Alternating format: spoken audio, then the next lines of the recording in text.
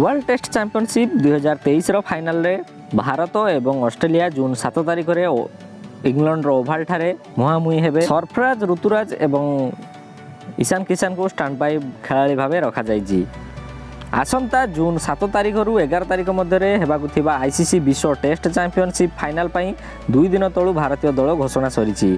चयन कमिटी अतिरिक्त 5 जणिया दल को इंग्लैंड सहित पठेया पई चयन करिछि। गत 3टी रणजी सीजन रे चमत्कार प्रदर्शन करिथिबा मुंबई रो बैटर सरफराज खान, महाराष्ट्र रो opener Ruturaj Gaikwad, Jharkhand wicket keeper batsman Ishan Kishan, Bengal रो पेस बॉलर मुकेश कुमार एवं दिल्ली पेस बॉलर नवदीप सैनी को अतिरिक्त सदस्य भावे दल इंग्लैंड यात्रा करने को चयन करा जायछि। WTC फाइनल पूर्व भारतीय दल अभ्यास मैच खेलिबार कार्यक्रम रही। भारतीय खेलाड़ी माने संप्रति आईपीएल रे खेलुचंती।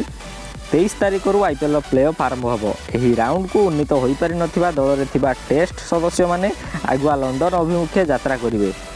इंग्लैंड रो ओभाल ग्राउंड ठारे फाइनल मैच खेला जिवो।